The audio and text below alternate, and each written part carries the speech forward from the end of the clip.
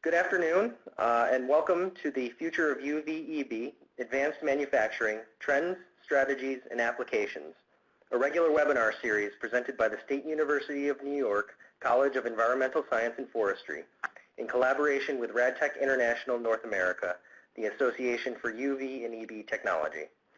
My name is Sean Nicholson, and I will be your host today from SUNY ESF. Today's webinar is sponsored by the RadTech Environmental Health and Safety Committee. The next meeting is at RadTech Fall Meeting, November 2nd and 3rd in Austin, Texas. All are welcome to attend, and you should visit radtech.org for more meeting details.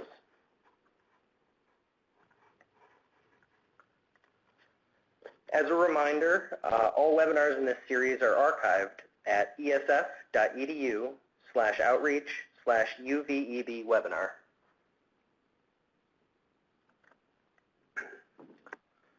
In partnership with RadTech, SUNY ESF has developed an education and training program that is online and self-paced to accommodate the busy schedules of industry professionals and students.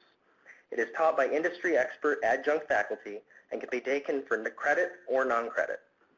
Below is a list of the fall course offerings. We are currently offering a buy one get one free offer for the short courses. Registration should be available by the end of next week. Visit our webpage radcuring.com for additional information.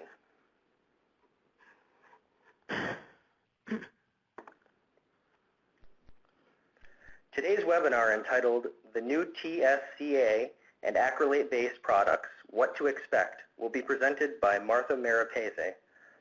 Keller and Heckman is a trusted TSCA outside counsel and developed comments and policy during the implementing provisions of the 1976 Act. They represent companies across the chemical supply chain spectrum, including consumer product companies, on compliance, enforcement, and implementation of the new law. Many of their attorneys have technical backgrounds and work side by side with in-house chemists and other scientists to support their clients in properly identifying chemical substances on the TSCA Chemical Substances Inventory. Martha has practiced TSCA law for 25 years, specializing in polymers, coatings, metals, and emerging technologies. She is a past chair of the Pesticide Chemical Regulation and Right to Know Committee. Through the American Bar Association section on energy and environment and resources, and under Martha's leadership, the PCRR-TK Committee issued a series of legal briefing papers on TSCA reform. Please help me welcome Martha Marrapese. Good afternoon and good morning, everybody. This is Martha Marrapese. We'll just have a quick refresher in pronouncing my name and also the law, Brandon, and thank you. I want to first of all thank very much the SUNY New York and RadTech for giving me the opportunity to present to on this webinar series. It's an important and ongoing one for the industry, as are your course offerings. So thank you very much. I was here a couple years ago in the series talking about GHS implementation, and in preparing for today, I looked back, and the last time I talked about TSCA reform was in 2010, when we were gearing up for this push, which apparently has now lasted 6 years, but it's been successful in updating the 1976 law. So the 1976 law, the Toxic Substances Control Act, is now updated. It has a couple of, the update itself has a couple of different names, the TSCA Modernization Act or the Frank R. Lautenberg Chemical Safety for the 21st Century Act. We're not sure if the name will change. Right now we're just calling it New TSCA, and so that's what I'm going to be calling it for purposes of today's presentation. What I'm going to do today is give you an overview of the changes in the law. There are many, and really, you know, the time that it would take to cover all of them in detail, we just don't have this afternoon.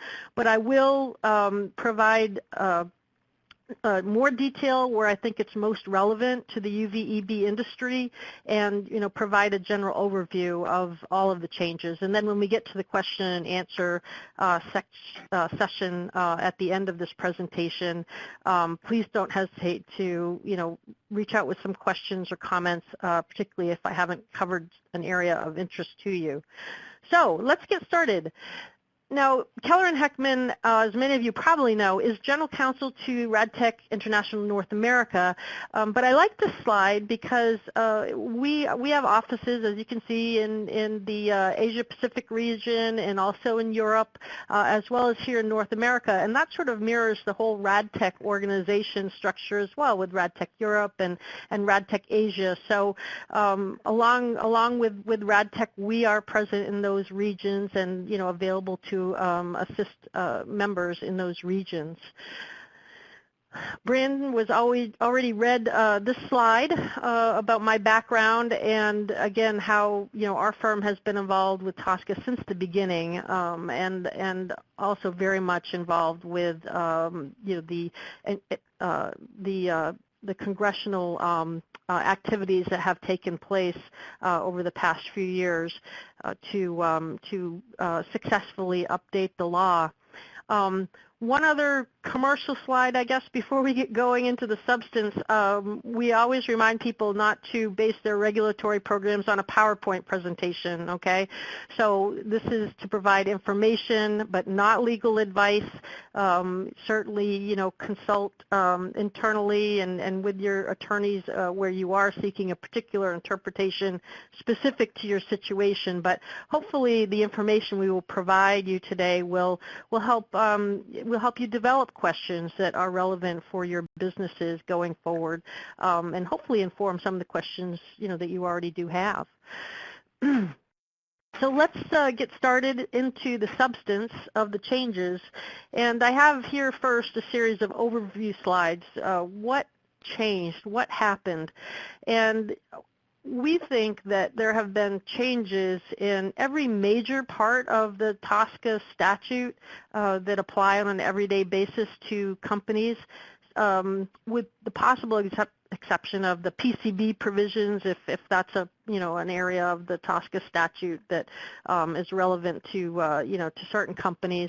That part was left unchanged. I get that question sometimes. But the major section 4, 5, 6, 8, 12, 13, there's been changes that affect or could affect in the future all of those sections. So what are they? Overall, the emphasis and the real driver for updating the law was to strengthen the existing chemicals review program, and that's happened. There will be a process over the coming months where substances are actively in commerce will need to be notified to the Environmental Protection Agency that enforces TSCA and administers TSCA. EPA will then take that list and prioritize the chemicals into high and low priority for risk evaluation. During that process of prioritization and evaluation, there are no base set or lockstep information requirements, but EPA's ability to order testing has been strengthened. And at the same time, there's a fairly robust plan that's contemplated by the statute for EPA to develop alternative testing guidelines, which will play a central role, we think, in prioritization and the risk evaluation process. Now, the process will be agency-driven. EPA is given many, many deadlines and limits that they have to meet, and we'll cover some of those in the next few minutes. But the agency will, the statute and the agency sets the pace for the most part. There's an opportunity for industry to ask that certain substances be evaluated. We'll talk about that. The pace is measured, though. Over the next 3.5 years, EPA is going to be called upon to make 20 low priority determinations and have 20 risk evaluation of high priority chemicals in progress. So compared to the REACH program or even the Canadian program, it's what we would refer to as a more measured pace. There is the safety standard has changed and been made more transparent so that substances will be evaluated under conditions of use and not taking into account costs or other non-risk factors. So it'll be a risk-based safety evaluations that will take place in the initial phases of the program. The safety standard requires EPA to consider exposures to potentially exposed or susceptible populations. There are several provisions in the new law which call for EPA to conduct science-based decision-making and assessments, including the use of best available science and weight of the evidence decision-making. Industry will pay a portion of the cost for these evaluations of existing chemicals, those fees to be determined in the future. And EPA has broad authority, but also the standard for being able to act has been lowered for EPA to ban or phase out a chemical. But in that case, EPA must look at an alternative to ban or phase out and consider it as part of the risk management process. Some other overall key changes is there's preservation of confidential business information under TSCA, but there are more liberal disclosure allowances in the bill. We'll talk about those in a little bit. For those of you who file PMNs, the PMN process now has an early decision mechanism. If EPA finishes review of your pre-manufacture notification for a new chemical before the 90-day period has expired, you can go and commercialize the substance at that point. Under the old law, you still had to wait the full 90 days. This law also requires the agency to publish its finding on every PMN review, but companies do not have to wait for those findings to be published before they commercialize. So that's a significant change in the PMN process. And overall, there is greater authority for EPA to regulate chemicals in articles, but only if EPA goes through notice and comment rulemaking and finds that there's reasonable potential for exposure to the chemical through use of the article. So EPA has to justify that kind of action, and therefore we think it would probably be utilized by the agency on a case-by-case basis rather than as a general rulemaking effort. Let's talk about some things that haven't changed. For those of you that still want some things to stay the same, there are a few things. All of the pre-existing definitions in the Act, are unchanged. There's two or three new definitions, but the pre-existing definitions remain. Data compensation provisions and the whole Section 4 mechanism for sponsoring testing if EPA proceeds by rule rather than by order, all those provisions still remain intact in the law. We're going to have to dust those off because they haven't been used that much, but perhaps we could anticipate in the future we'll see greater use of these provisions. The TSCA inventory is retained with the confidential and public portions. There's a process that people are calling reset of the inventory. It's not a true reset because everything will stay on the TSCA inventory, but in an active or an inactive form. But people are calling it a reset because it's an easy thing, easy way to refer to it. But everything that's on the inventory will remain on the inventory at this point in time, and there will be some review of confidential business information claims as part of the process, and again, we'll talk about that. The CDR, the Chemical Data Reporting Program that's going on right now through September for substances that are on the inventory, that program at this point is unchanged in the statute. A lot of the details of that program are shaped by EPA in a rulemaking process, so it's unclear whether the agency will keep the program as it is or change it in the future. But right now, from the statute section, that's unchanged. So are other reporting and record-keeping provisions for alleged risk and substantial risk notification. So the AD program having to report new substantial risk information within 30 days is still intact. And so is export notification requirements and the export-only exemption and the import certification requirement. there are some nuances as far as export notification with regard to changes with respect to mercury compounds, and we'll talk about that in a few minutes. So that was, if you want the big picture overview of what's happened and now you have to go do something else, that was it. But if you can stay with me for a little while here, now we'll dig into some more of the details of the changes as I've just summarized. And let's talk about the new safety standard first. It's new and it's not. Let's talk about why it's not first, because for new and existing chemicals under TSCA, the safety standard has always been that EPA has defined that a chemical substance does not present an unreasonable risk of injury to health of the environment. So that essential element of the safety standard of TSCA is preserved.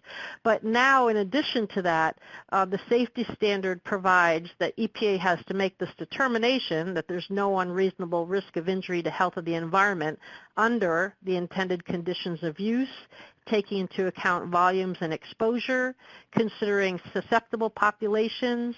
When EPA is making a priority determination, EPA also has to take into account proximity to significant sources of drinking water, and also EPA needs to take into account in the safety standard the potential for persistence and bioaccumulation of the chemical and whether or not that element of the chemical would potentially create an unreasonable risk of injury to health of the environment. So these are all risk-based determinations in the safety standard, and the statute provides that EPA cannot consider costs or other non-risk factors in prioritizing chemicals or in their safety determinations.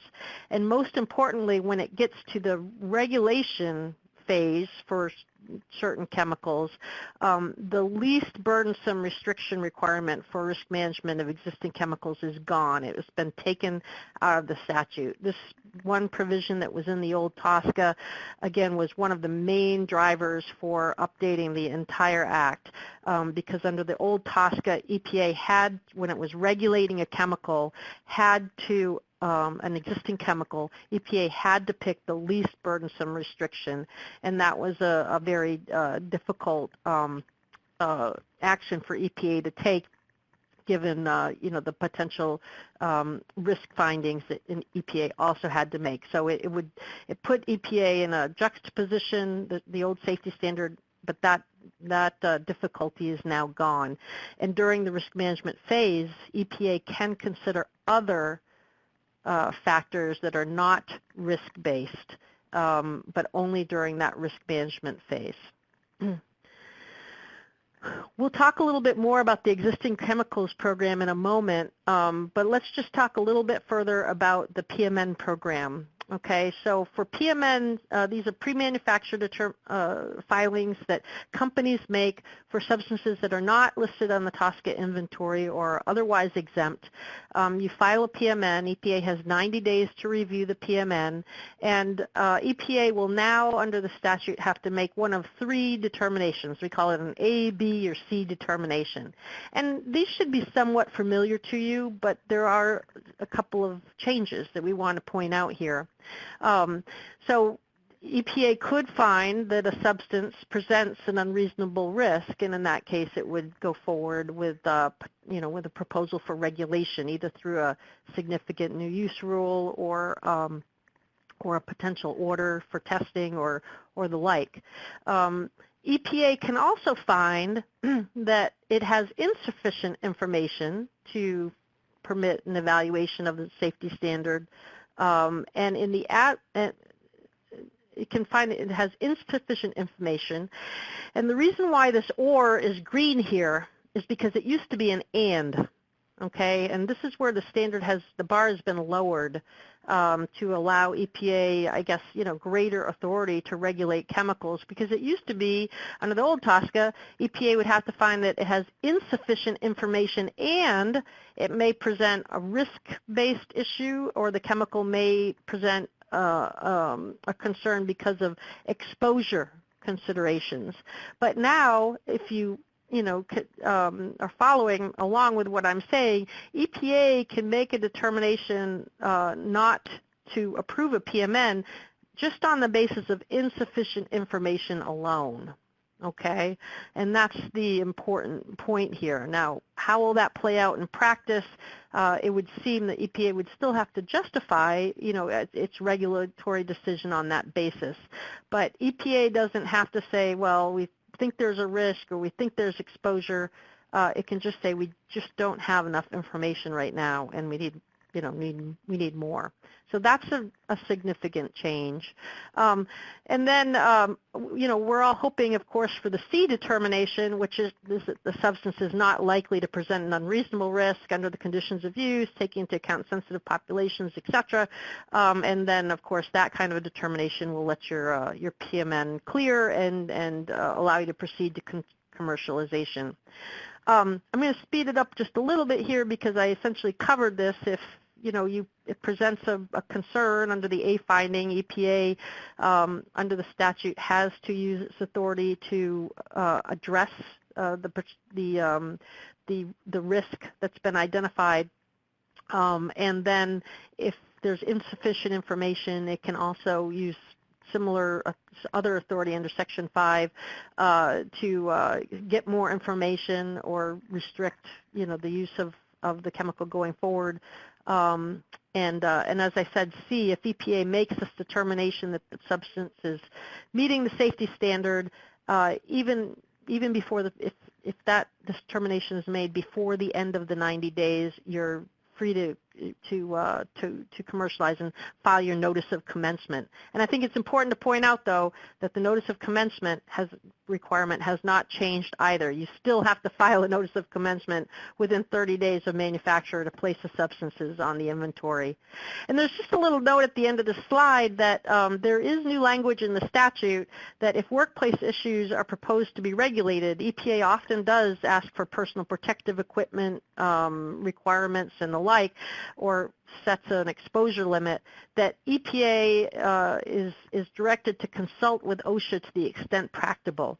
So that's a new direction to the EPA to consult with OSHA in these cases, and it might be useful to companies in a particular review process with EPA. So I wanted to point that out.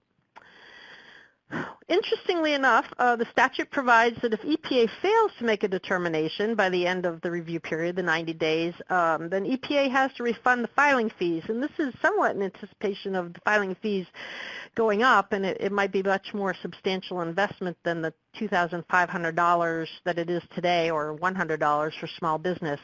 But the EPA has the ability to say, well, we didn't finish, though, because you haven't provided us enough information, or the submitter, you've delayed the process, and so under those circumstances, EPA can keep your filing fee and still has to make a determination.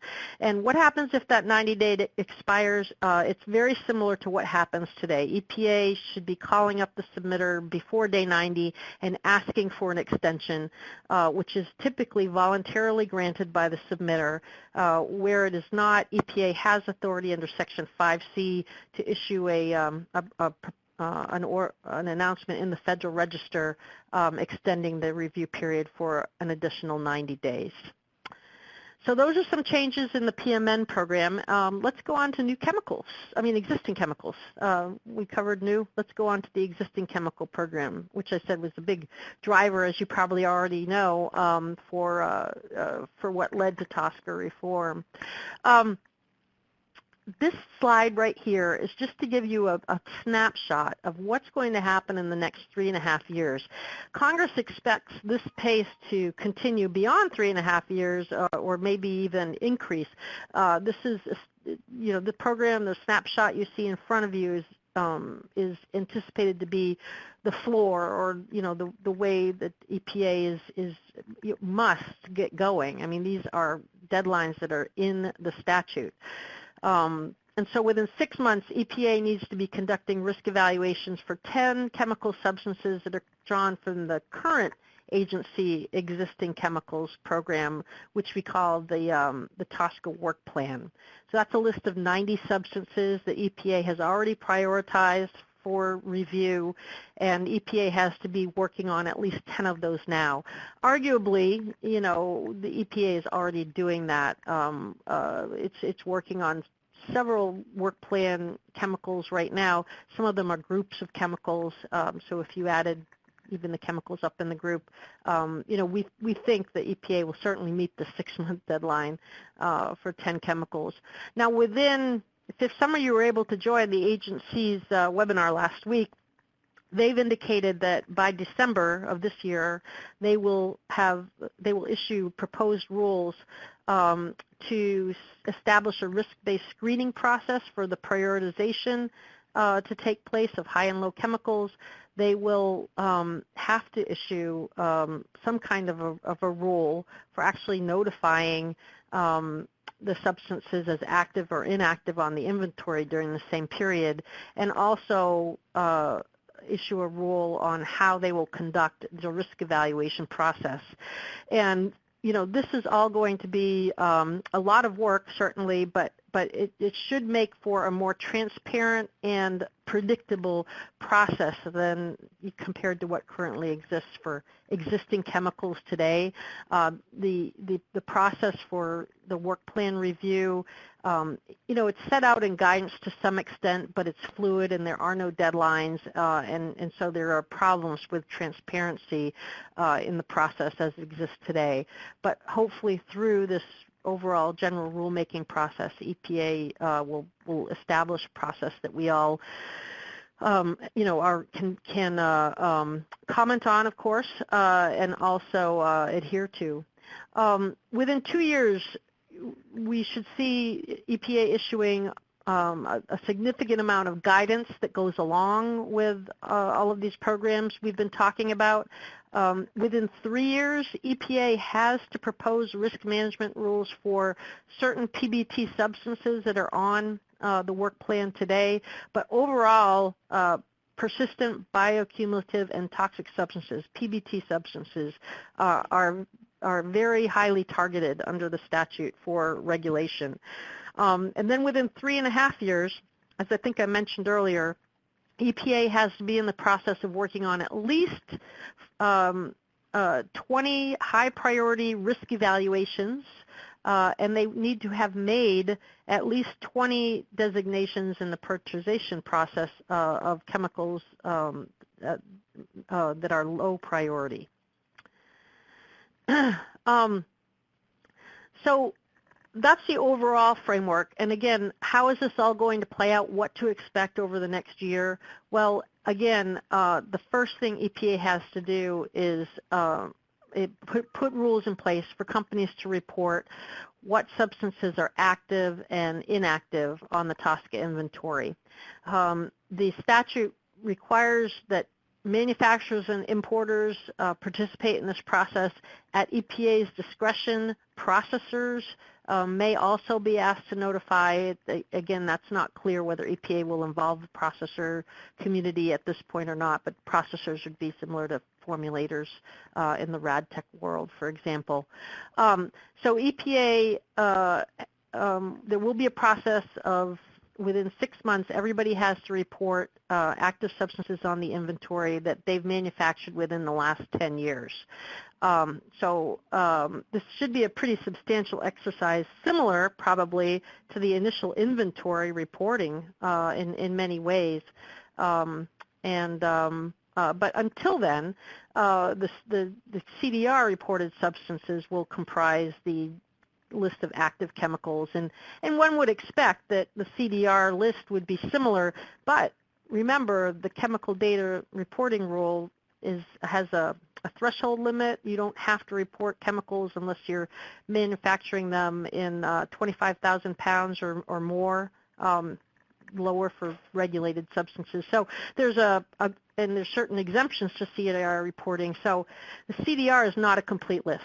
So the idea with this program in front of you is that it will be a more complete list. And you can assert your CBI claim when you're reporting your active substance on the inventory. Now, EPA, within about a year after that, is directed to start reviewing all chemical identity CBI claims. So when you are reporting an active substance and you are claiming the chemical identity CBI, you have to substantiate that, and you will have to do so robustly in order to keep that confidential protection in place. It will be reviewed. And EPA has 5 years to complete this review of CBI claims for chemical identities on the TSCA inventory under this program. What happens if there's a substance on the inventory that's not nominated that's during this process? Well, it'll be flagged as inactive on the inventory, and in that case, for companies who want to manufacture or import that substance again or process it, EPA will need to be notified. There's some instructions in the statute and in the reports that EPA is not supposed to make this look like a PMN process, a backdoor PMN process, but we'll see. We don't know exactly what information will be required in order to activate an inactive substance. Again, you'll have to assert your CBI claims. Let's see. The point, some of this is repetitive of my overview slide, but if you look at the third bullet on the slide, this is the point I would like to make here. You know, this is, again, EPA's agenda in the next 3.5 years, and there will be this reporting of active substances, this prioritization process by the agency, and that will all be agency-driven. But Congress has put into the statute, and many of you may be aware of this, the opportunity for industry to voluntarily ask EPA to review a chemical substance and you know, have that substance undergo the risk evaluation process to determine whether or not the substance meets the safety standard under the intended conditions of use. So these substances can be substances that are on the work plan, but they don't have to be. They can just be substances on the TSCA inventory. And they also don't have to have any risk associated with them because, as you recall, EPA is required to make low priority determinations. And so if you're, you know, if companies are interested in getting an EPA sort of seal of approval on a low-risk chemical, this is a process that they can use in order to do that. And at Keller and Heckman, we have, you know, many times in the past filed petitions in a similar process under the CDR program, the Chemical Data Reporting Program, to have substances designated as partially exempt from CDR reporting based on, you know, their low risk, low hazard. And so we think, again, EPA has experience on you know, in terms of that kind of a process, and that process is available to companies to think about. In the Democrat, there's an interpretation that came out after the law was passed. If you go to our website at TSCAReformCenter.com, you'll see the interpretations that were issued by both the Democrats and a separate one by the Senate Republicans on how these provisions should be interpreted, and I kind of refer to it as attempt at revisionist history because it's how they think, you know, it should be implemented. And in one of the interpretations, they're saying that, you know, EPA really has responsibility to encourage companies to file these voluntary submissions because they, you know, they need to comprise a certain amount of the agency's work program, but there's no requirement in the statute that EPA do anything other than, you know, consider them and of course, you know, accept them if warranted in the statute itself. So we'll see again how that voluntary program plays out. Once a substance goes into the risk evaluation process, it's been designated as high priority, there's going to be plenty of opportunities for stakeholders to weigh in during this process. This is going to, and you'll see with the asterisks, you know, how this process is supposed to play out. Essentially, from the date of a high priority designation to risk management, the whole process could take, five or so years with some extensions possible.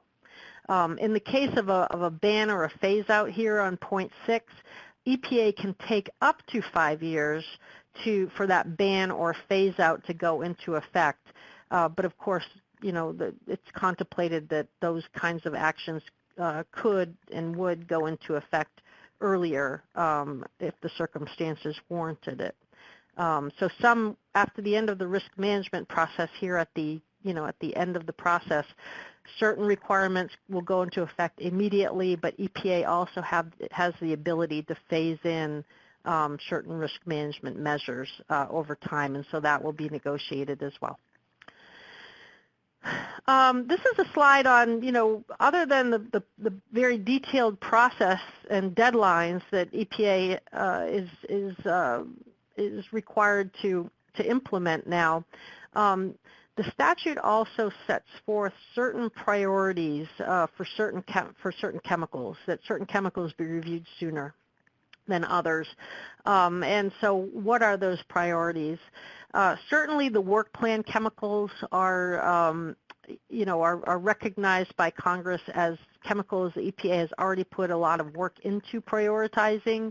And so those are mentioned several times in the statute.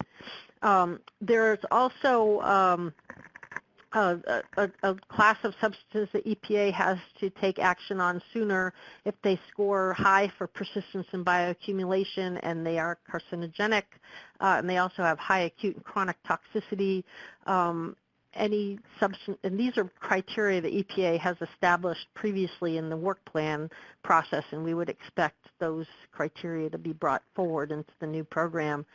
So there's only a few substances so far that EPA has identified that meet these preferred high priority criteria, cadmium being one of them. And then, as I mentioned before, PBTs, there's 10 or so PBTs that are already identified in the work plan as scoring either high to moderate in those areas, and there's a requirement that those be subject to rulemaking in about 3 years. And the key there is that EPA doesn't have to go back through the risk evaluation process for these already identified PBTs. They have to look at use, they have to look at exposure, but they can essentially propose risk management measures without going through that lengthy risk evaluation process that you saw on the last slide. And then also there's a number of mercury compounds that are specifically called out in the legislation for further regulation. For starters, EPA is going to have to require reporting of certain mercury compounds. They will publish a list of mercury compounds currently in supply and use in trade, and ultimately in 2020 certain mercury compounds will be banned for purposes of export. So those are called out. This last slide on the existing chemicals program is just to let everybody know that while there are some exemptions to risk management, should you have a higher priority chemical under review, the exemptions are very limited. There's a certain accommodation for replacement parts for complex durable goods, complex consumer goods, so not just any replacement parts.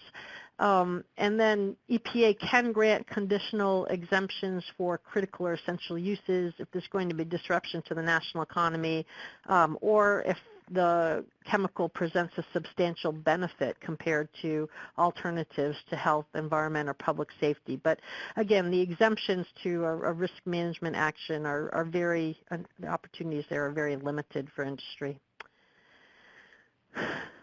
Okay, I have, that's new chemicals, existing chemicals. Another very well-publicized area of the new law are the provisions on preemption.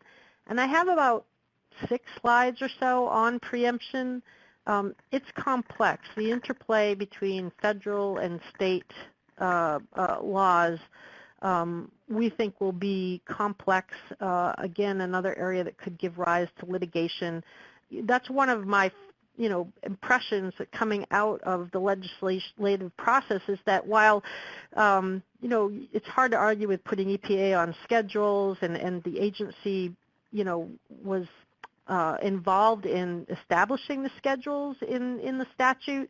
When you have agency deadlines and you have complex preemption provisions like we're going to go through here, it could really change how, TSCA, the character of TSCA, in the manner that it would potentially breed more litigation, more suits against EPA, not only potentially by industry, but potentially by the environmental community. And so TSCA could start looking more like the Clean Air Act and the Clean Water Act in that regard. In the past, there's been very little litigation. There's been some, but not very much under TSCA because it is one of those statutes that industry has to go back time and time and time again to work with EPA. And so it's a cooperative relationship in most cases has been the priority there. So hopefully that won't change because in order to meet all these deadlines, we're still going to need a lot of cooperation. But let's cover the preemption area quickly, and I want you to keep in mind as we're going through these slides the difference between new laws at the state level and existing state laws. It's a very important distinction in the statute, okay? So the first bullet here are things that states cannot do either under a new law or an existing law. They can't collect information that's already required by EPA to be submitted. They can't prohibit or restrict a high priority substance once a final Section 6A rule is promulgated. And they can't duplicate notification for a use that's already subject to EPA notification. But there's a very important part of the law that grandfathers existing state laws that were in effect as of April 22nd, Earth Day, 2016, that those laws remain in effect. And the question is, well, will they remain in effect even where there's a potential conflict in the future with an EPA action? And there's certainly a difference of opinion there, and again, the potential, to have to evaluate that more in the future. So existing state laws are grandfathered, though. But new state laws, there will be a process where there will be preemption. No new state laws can be enacted, so EPA has time to act, and that pause starts when the scope of a risk evaluation is defined for a high priority substance, and that pause ends when the risk evaluation is published or 3.5 years after the risk evaluation is initiated.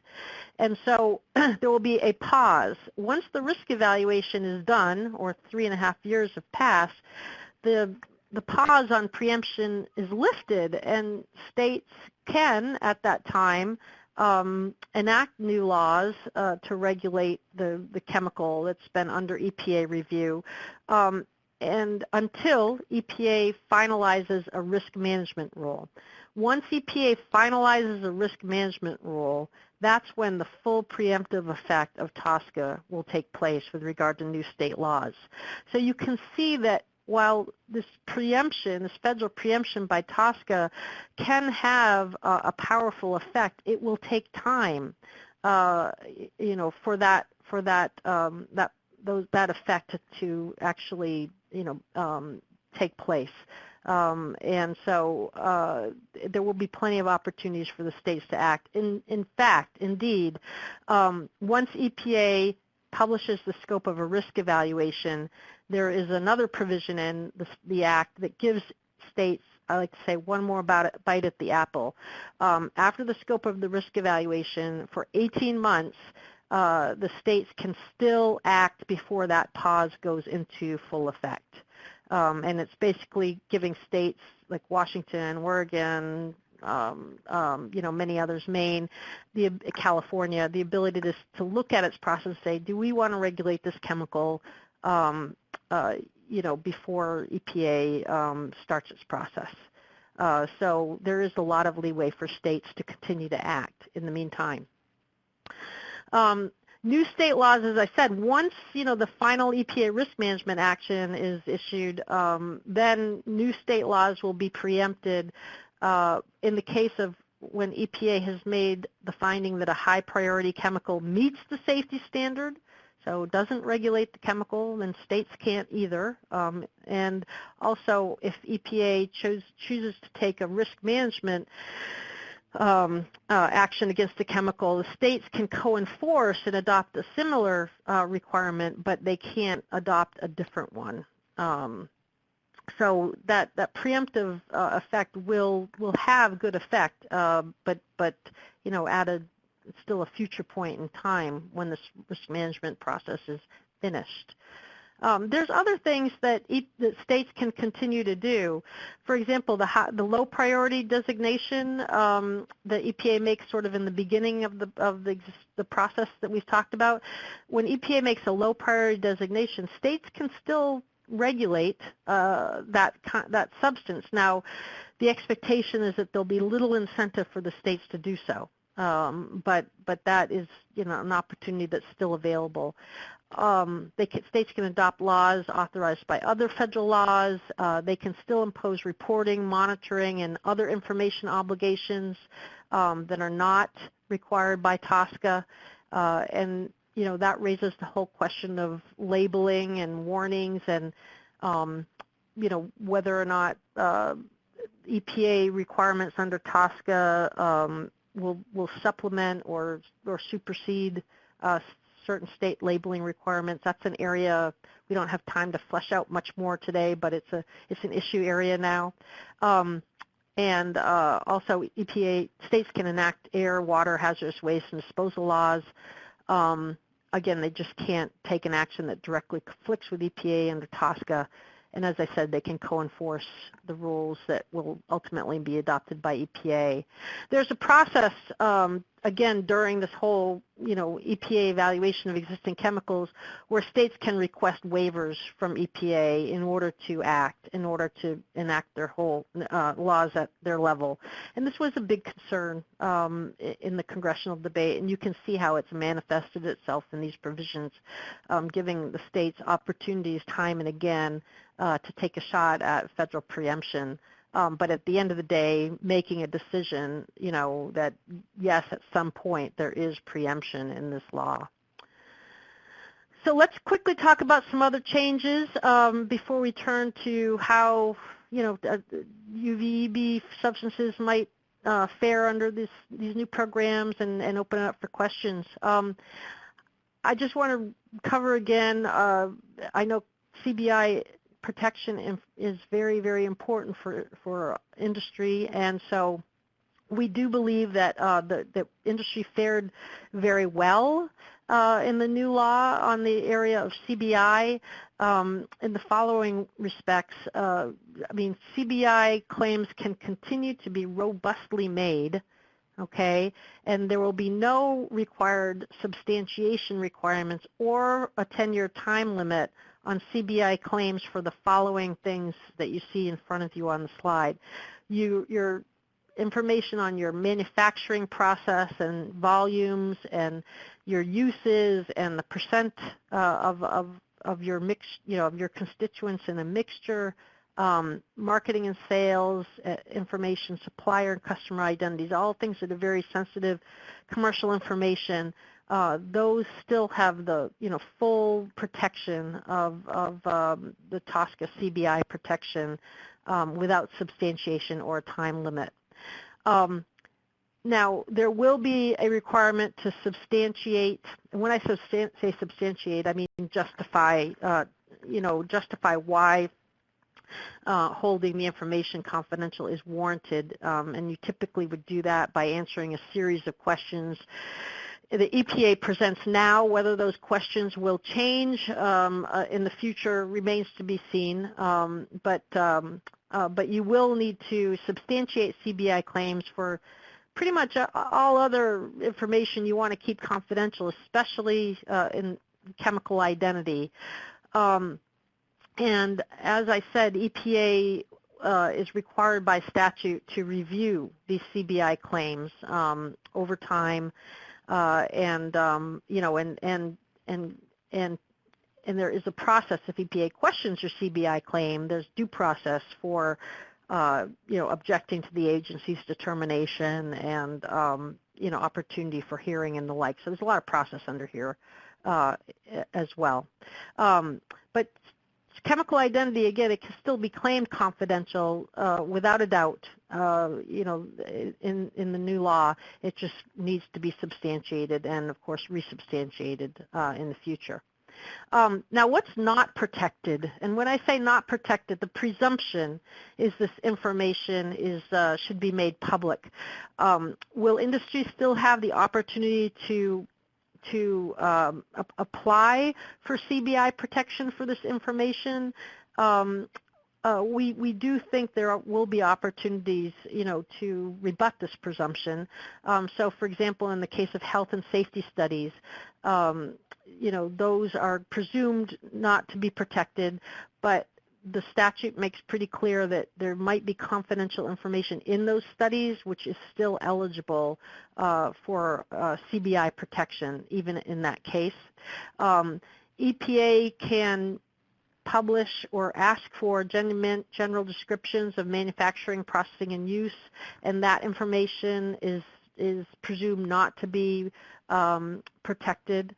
And also any information related to banned or phase-out chemicals, the statute directs the EPA move to release that information. But again, that action can be challenged on some limited grounds. This heading went above our slide deck here, but this is prohibited acts and penalties. Same types of prohibited actions still apply. The penalties by statute have increased to $37,500 for a PMN violation, for example. That's the current inflation adjustment level. So one would expect that number would just continue to rise based on inflation adjustments that the agency is able to make under a different a separate statute. And there is some adjustment or upward adjustment of penalties also for criminal violations and imminent endangerment. This last one, these provisions were made to be brought more in line with the Clean Air Act and were what Senator Rand Paul was apparently taking a closer look at while he was putting a hold on the legislation before it passed the Senate. There'll be higher fees. EPA can set fees for reviewing information, testing information that they require you to generate under Section 4. They will be able to increase PMN fees, and they will be imposing fees for reviewing existing chemicals. If you participate in that voluntary program to ask EPA to review a chemical, for those requests, industry will have to bear 100% of the cost of that review. And so EPA, again, has to engage in some kind of an outreach and a rulemaking on fees here in the near future, because by statute, the fees have to defray 25% of the costs of the program starting now. So this is also very high, I think, on EPA's agenda to get going. So for the last couple of minutes, I just want to put some thoughts in people's minds about UVEB specifically under these new programs. And, as you know, the formulations that you work with are just that. They're a complex mixtures of lots of different individual chemical substances and proprietary at proprietary levels. It seems to me that under these programs, as you've always had to do under TSCA, you have to track the status of a number of different chemical substances. You won't really have the luxury of just a couple categories. You essentially have 6 different categories of substances and many substances within those categories. As always, it's going to still, it has been and will remain a complex task. And in general, acrylate chemistry has low systemic toxicity, but there's some skin and eye irritation that you see commonly, on SDSs for these products, and they can be skin sensitizers. And there are also some data on certain of the resins that indicate positive carcinogenicity findings. The industry was very successful several years ago to address those kinds of findings, but that's all to say that all of these issues could well come up again because we're talking about existing chemical reviews. So everything that's been handled and managed in the past, is really open, eligible to be opened up again is the message that I just want to make sure people hear today and are prepared for at some point in the future. Just because you've, told EPA once doesn't mean you're going to have to tell them again. And then there might be, some data gaps, particularly when you're dealing with a new safety standard that emphasizes susceptible populations and an agency that's very focused on consumer exposures. And, some of the really exciting uses for your technology is delving more into the consumer area. You'll need to think about potential data gaps for acrylates, and while I'm not, some of these gaps might be being addressed in Europe under REACH, but one of the data gaps that comes to mind traditionally that's been for acrylates has been the area of reproductive toxicity. There hasn't been, data generated. There hasn't been a concern either, but a data gap, under the new TSCA. Doesn't mean EPA won't take that as a data gap as a indication that there's not a problem. They'll want probably to do modeling or see some data. So that's one of the areas that comes to mind, based on our experience with these chemistries. So going forward, summary slide, I think. Short-term, plan to participate in this inventory reset. Just when you finish all your CDR reporting, you've taken a breather, you'll in the coming months, this whole inventory reset process will start. And also, fees will be higher. Small business fees will still be available. And then, as the industry on the equipment side, on the UV side, certainly I think it's worth taking a look at whether the mercury regulations will affect the industry at all. We don't know at this point. We don't have any reason to think so, but again, that hasn't been fully evaluated as far as I know. And then right now, there's no acrylate substances on the EPA work plan as far as I saw, but this whole process of inventory reset and and prioritization will continue to evolve.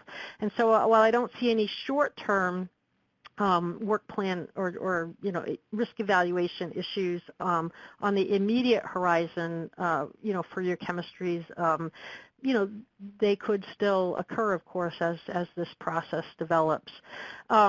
Because of the new safety standard, just carefully prepare the PMNs. Ecotoxicity has always been another issue, sometimes with acrylate substances, but there are models and things that you can use in filing your PMNs that can allow you to predict with a good degree of confidence what the EPA review outcomes will be. And I think. And yeah, this is just, a reminder, just taking a step back again. There's going to be lots of overall programmatic rulemakings here in the near future that I'm sure RadTech will be monitoring for the industry. So with that, I'd like to stop, and Brandon, I'm going to turn it back over to you to field some questions, which I'll be happy to answer. Okay, thank you very much, Martha. At this time, I'd like to invite the participants to go ahead and type their questions in the chat box. And Martha, as they come up, you can just go ahead and answer them, okay? Oh, okay, that's fine. That's fine.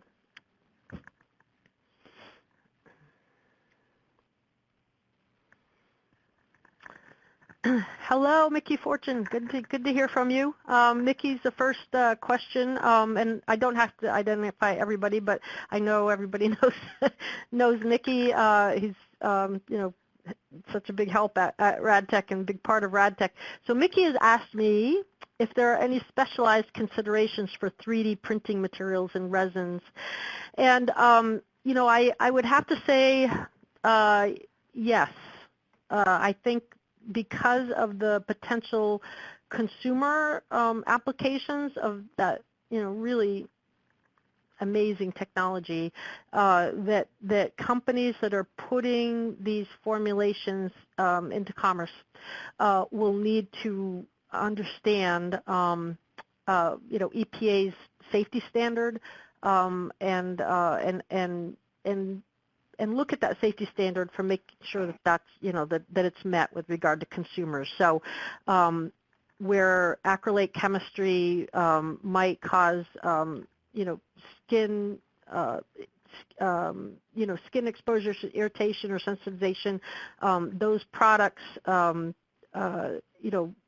warnings and the stewardship that goes along with those products will have to be carefully managed. Otherwise, EPA will manage that for you. That's one issue, for example, that comes immediately to mind. So how you manage those products and get them into the hands of consumers and make sure that they're being used responsibly to minimize exposure will be very important. The next question is, have there been any indications of what the new PMN fees may be? The answer is surprisingly no. But what we do know is the following, that for EPA to administer the TSCA program as it is currently, the budget for that program is approximately $58 million. And the Congressional Budget Office estimated that another $17 million will be needed to administer all of the new requirements under the Act. And so, you could anticipate then that while fees will go up, they probably won't go up along the lines of, the pesticide program or the pharmaceutical industry where, you're paying 5 figures, to get review of an application. Because in those cases, those companies also have exclusivity. So I would expect that the fees would stay in the range of, one side or the other of $10,000, maybe 5. But again, we really don't know. And for the existing chemical reviews, again, those fees would probably be much more significant. But, companies will have the ability to share and pool their resources in those cases. So that's all up for negotiation and further discussion. So stay tuned. I have another question, and Brandon, when when it's time, just kind of to close, just give me a 2-minute warning or something, and I'll keep going here with the questions. Okay. Another question we have is, could TSCA ban the use of isocyanates? As you might be aware, EPA is already well along in phasing out the use of TDI, right? I think for many applications. So are there some characteristics of, associated with isocyanates that might cause them to be considered high priority for review? Yes, because we already know that these chemicals are under the microscope. For EPA to implement this program in the time frame that's been given, EPA is going to be using, we think, as much of the work that they've already done as they can. I mean, EPA, if anybody wants to know, how a high priority chemical is going to be determined, you have really only to go to the work plan and understand what EPA's criteria are, and they're the ones that we're all familiar with. We use them also in REACH in Canada. They're carcinogens, mutagens, reproductive toxicants, endocrine disruptors, PBTs. So any substances that trip any of those criteria are possible, to be selected for a high priority review. And then the key thing with uses is that word use, that certain uses might be, EPA might want to take stronger action than others, and the fights will be on a use-by-use basis at that point. So they could, but we don't know if they will. And then there's antimony and other compounds that are on the TSCA work plan. And the question is, how might this affect UV cationic epoxy formulations? You need to be following, how EPA takes those chemicals up under this new evaluation process. I'm trying to remember if antimony is already under. Here's the thing, the statute makes very clear that any risk evaluations, or I want to say work plan risk assessments that EPA has underway, the statute makes it very clear that EPA can continue, and it should continue, those processes. And so, any chemicals that are currently under review will probably stay that way, and then whether or not certain chemicals are brought forward for risk assessment or risk evaluation sooner than others, that's, again, all remains to be seen through this rulemaking process that will probably start at the end of the year on what EPA's criteria will be for high priority determinations. We do know that EPA can only do about, take on about 5 of these, well, they're going to have to take on 20 in the next 3.5 years. So this is going to be on a batch-by-batch basis, kind of, and for many, many years. So be constantly tracking these substances, because if they're already on the work plan, they'll probably stay on the high priority list and be reviewed at some point. I have an equipment question that came in just now about, what does TSCA reform mean for UV lamps? Certain, there's a couple places where, that the equipment manufacturers should track. I mean, the first one is the new mercury provisions. Again, I'm not saying here today that, any of those compounds, directly affect the industry, but I think it's incumbent upon the industry to make that determination. And then the second part is, a piece of equipment is an article. So if down the road EPA makes a determination that, certain substances in articles should be subject to export notification or the like, equipment could be affected in the future, but that's a little bit more remote. I think the only thing I would advise equipment manufacturers most immediately is to just make sure that they're comfortable with those mercury provisions or not, The next question we have is it possible that small molecular weight monomers and acrylates can be banned, and the time frame? I think it's too early to say whether anything is going to be banned. I mean, certainly that authority exists under TSCA. It always has. And certainly Congress has tried to make EPA's ability to ban substances when they feel like they must do that and take that action. Congress has tried to make EPA's ability to do that slightly easier for the agency. It's still not going to be easy for the agency to do.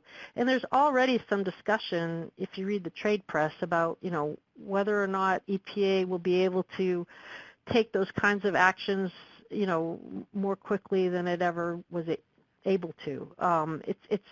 It's still a significant action. And so I don't anticipate, that there would be a need to ban those substances based on their toxicity right now, but if that's what you're asking, there's certainly some worse actors, out there for EPA to take on and justify that kind of an action compared to monomers and acrylates. And so the other element of that question, of course, is low molecular weight substances. I mean, they may have toxicity associated with them, but EPA is not going to ban chemicals just because they have some toxicity associated with them. If they do, EPA may regulate to address those exposures. So if the question was, will EPA regulate chemicals more now than it has in the past, that question, the answer might be yes, because it already is. Has anybody taken a look at the Part 700 CFR lately? All the SNRs that EPA has published in the past 3 years has made that volume, the hard copy, grow by 2 inches. So EPA is regulating chemicals more. So is Europe. So is Canada. And that's the reality, folks, of business today. So I'm going to move on and get off my soapbox. The next question, couldn't you clarify for fluoroacrylates already in use under TSCA LVEs, are there any actions needed to continue their use under LVEs? No. All the exemptions, low volume polymer exemption, all of those remain in place and are essentially grandfathered under the law. Does the TSCA regulation address the residual acrylates and photoinitiator levers in printed consumer products? There's kids' products, toys, food packaging, residual acrylate. Consumer products, of course, are subject to regulation under laws such as the Federal Hazardous Substances Act, the Consumer Product Safety Improvement Act, Flammable Fabric Act, all of that. But at the end of the day, we need to remember that the ingredients in consumer products are regulated under TSCA for the most part, except for foods and pesticides. So the ingredients in consumer products are subject to regulation under TSCA. In the case of high priority chemicals and new chemicals that trip certain, structural, alert or toxicity issues, will EPA look more closely now at consumer uses, especially uses for children's products? Yes.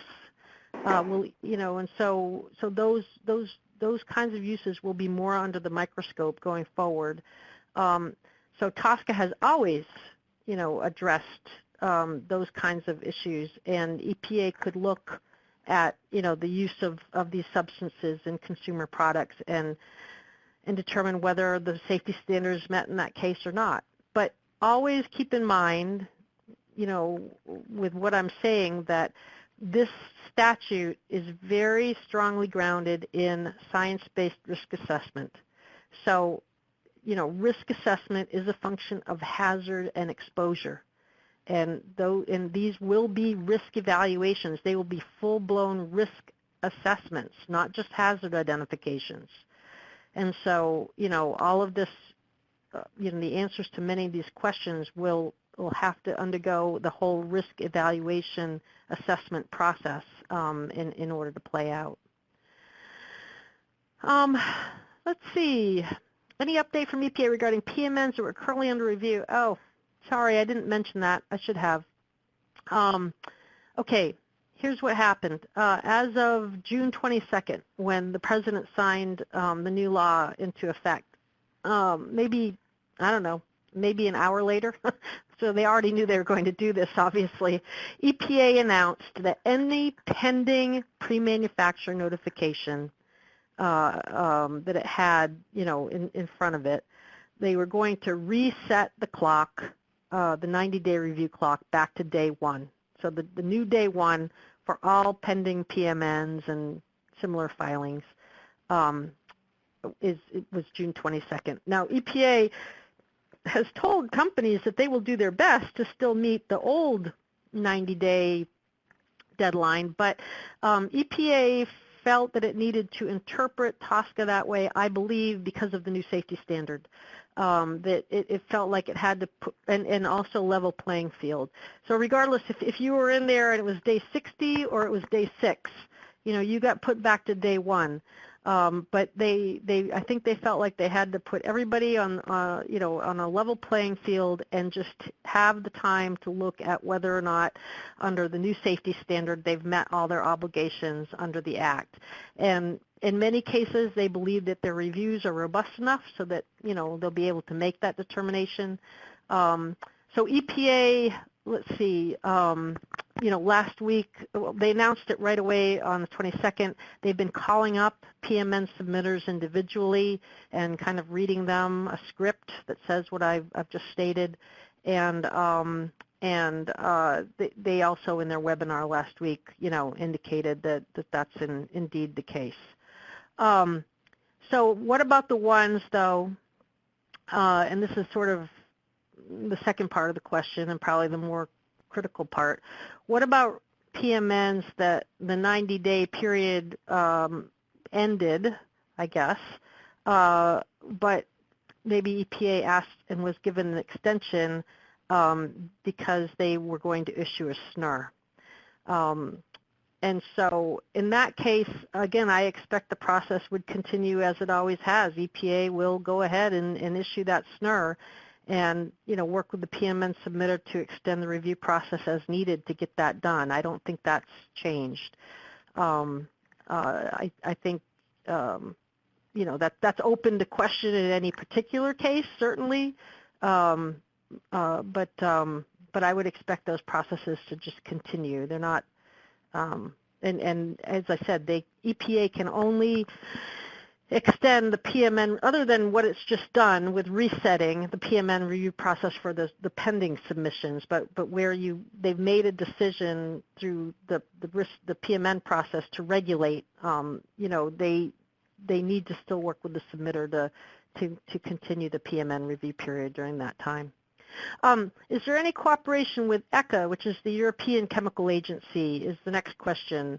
Will data generated under EU REACH be used in substance evaluations? Well, I think this is a really excellent question, particularly with respect to the latter. EPA is, there's no cooperation that I know of formally on TSCA reform between EPA and ECHA. I mean, certainly there's discussions under some general initiatives to cooperate on chemicals, and those are kind of international initiatives under OECD and the like that will continue. But EPA will continue to administer its programs, and ECHA will continue to administer its programs. What you'll see, ECHA, of course, in Europe is ahead, so you may see Europe taking decisions on chemicals earlier, and some of those spillover effects, coming over here, or at least they'll need to be addressed in our process. So you might see that. But what about the data? Because certainly there's an anticipation there'll be more data under the existing chemicals program that will need to be generated on many chemicals. So currently the REACH CEF agreements don't allow data to be shared outside of REACH per se without a separate agreement and buy-in, for that purpose. So, we see some new data compensation discussions and buy-in discussions potentially having to take place in the future in order for companies to be able to use data under REACH to address U.S. requirements. But many of those companies are, the same companies, and so, hopefully that process will will be allowed to proceed, but there will need to be some negotiation and agreements put in place in most cases for that to happen. A couple more questions, Brandon. I have a question about nanomaterials and then a consortium. Well, this other one is kind of falls into what I was just talking about. So let's do this one first. As materials are reprioritized for review, can we take a consortium approach to sharing costs? That's a really excellent question that triggers another comment in my mind that I wanted to make sure I made. So yes, the TSCA statute contemplates support by consortia for existing chemical reviews. And for example, under the data comp provisions, the statute provides that, not data comp, sorry, fees provisions, that the fees for existing chemical reviews will be able to be paid by manufacturers, processors, consortia. I think the word consortia is specifically in the law in that section. So to sharing costs and to managing, the evaluation and the interface with EPA, the consortia approach will be very important. Let's talk about acrylate substances for a moment and the resins. Typically, RadTech in the past has taken a family approach. For those of you on the phone who have been with the industry for many years, that you've selected representative acrylate compounds, to represent the family. And I really do think that that's, that whole area will need to be revisited. The statute does also contemplate that EPA has the ability to group categories of substances for risk evaluation, but the question is, in any particular case, is that a good idea? And so I think I think that should be carefully evaluated for the acrylate compounds once again before we just take that approach again, because have to look at new data that's out there. Not all of it is as favorable as we like, and you can't just pick and choose, your data.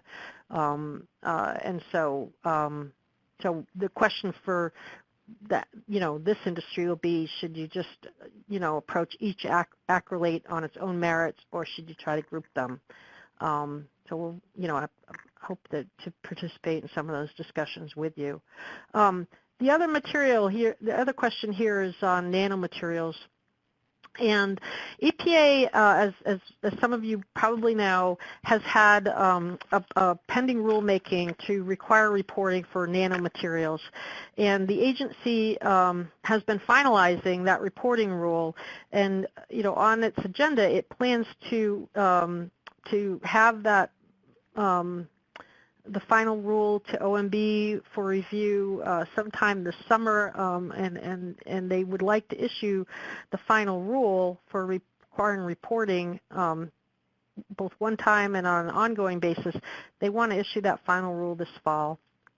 It remains to be seen with everything else they have to do, and and other factors about whether or not that will actually happen. I think the agency is committed to trying to make that happen, though, and so that should still be proceeding on its own track. But there's nothing in the legislation per se that calls out nano or any nanotechnology specifically, but certainly during the prioritization process, whether or not a material is present in commerce in the nano form and whether or not that needs to be subject to high priority review will maybe one of the factors, or will certainly be a potential factor, I think, in the review, the high priority process. Let's see. I think that's all I have, Brandon. Yeah. At the moment. Well, I'd like to thank you again, Martha, for taking time out of your day to present.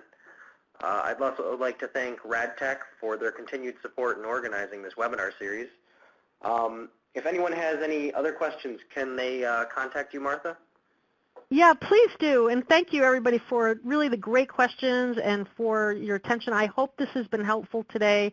I don't want to create any red flags for this industry. I didn't mean to. I think, the chemistry and everything is actually well positioned, going into these new processes in many respects, and looking forward to working with RadTech in the future to keep everybody informed, and with New York.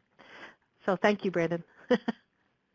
Thank you, everyone, for attending. I hope you have a great rest of the day.